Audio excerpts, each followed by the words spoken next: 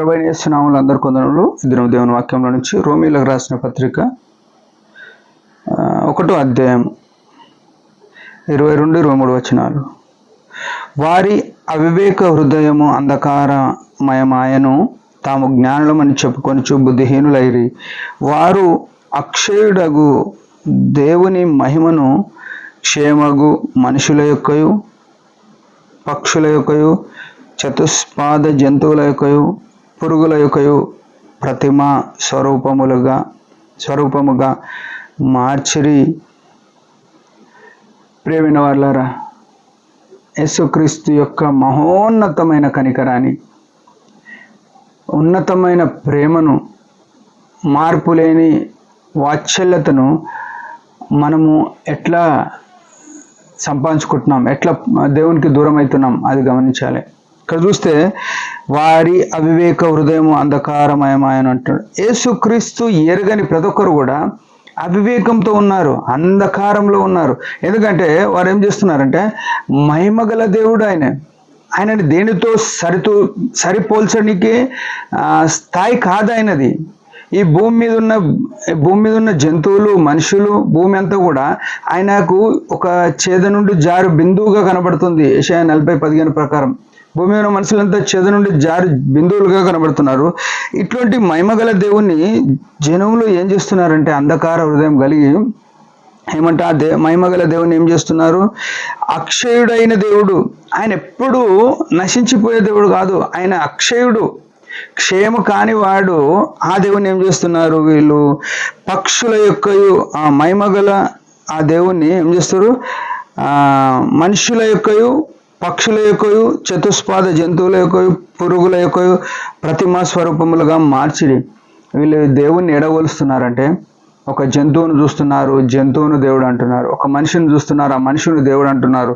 ఇంకా ఒక పురుగును చూస్తున్నారు, ఆ పురుగు దేవుడు అంటున్నారు. ఒక జంతువును చూసి, 4 కాళ్ళ జంతువును చూసి దాన్ని దేవుడు అంటున్నారు.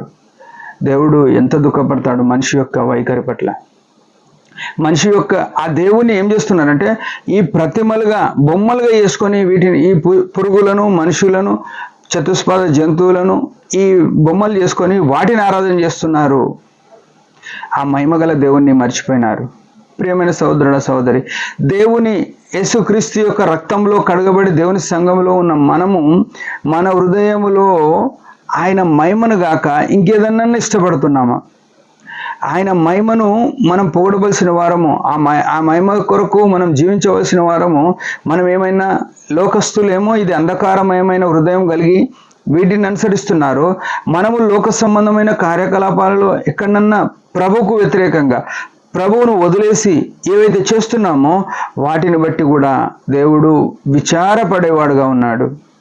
ఉదయకాలం మన జీవితంలో ప్రభువుకు తీసుకొచ్చే మహిమ తీసుకొస్తున్నామా? ప్రభువుకు ఇవ్వవలసిన ఘనత ఇస్తున్నామా?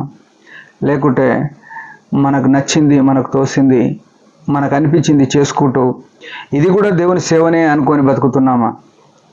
దేవుని కనికరము నిలిచి ఉండగా మనం మన జీవితాలు పరిశీలన చేసుకున్నాం. దేవుడు లోకస్తుల జీవితం ఏమంటున్నాడు? యేసు ప్రభుని ఎరగని వారి హృదయము అంధకారమయ్యింది, వారి అవివేకంతో ఉన్నారు. నువ్వు వివేకవంతుడు అయితే యేసు ప్రభుని ఎరిగి ఆయన మార్గంలో మాత్రమే నడవాలి, ఆయన ఇష్టమైనది మాత్రమే చేయాలి, ఆయన కోరుకుంది మాత్రమే మన జీవితంలో కనబడాలి. అది లేకుండా లోక సంబంధమైన ఆచారాలు, పద్ధతులు, వస్త్రధారణ, లోక సంబంధమైన ఏమి మనం కలిగి ఉన్నా వాటిని బట్టు ప్రభు నిన్ను నన్ను లెక్క అడుగుతాడు, విచారపడేవాడైనాడు. ఉదయకాలం మనం సరి చేసుకుందాం. మన హృదయం కూడా వెలుగులో ఉన్న ప్రకారం వెలుగు సంబంధమైన బతకాలని దేవుని యొక్క కోరిక. దేవుడి మాట దీవించినాక చిన్న ప్రార్థన. పరమ తండ్రి యేసు ప్రభు నామములో వందనాలు. నిజమే, మేము కూడా లోకస్తుల వలె కొన్ని ప్రేమించే వారమైన దయతో క్షమించండి. నీ వాక్యానుసారంగా జీవించుటకు, వాక్యంలో నుంచి నీ ఆత్మ ద్వారా మమ్మల్ని నిరంతరం మాట్లాడి సరిచేసి మేము కొరకు జీవింపజేయమని యేసు ప్రభు పరిశుద్ధ నామములో ప్రార్థించాడు వేడుకుంటున్నాం తండ్రి. ఆమెన్.